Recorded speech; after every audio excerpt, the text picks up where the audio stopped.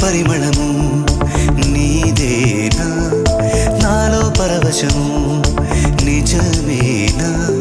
బొండు మల్లి పువ్వు కన్నా తేలికగు నీ సోకు రెండు కళ్ళు మూసుకున్నా లాగు మరి నీ వైపు సొగసును చూసి పాడగాయలా కనులకు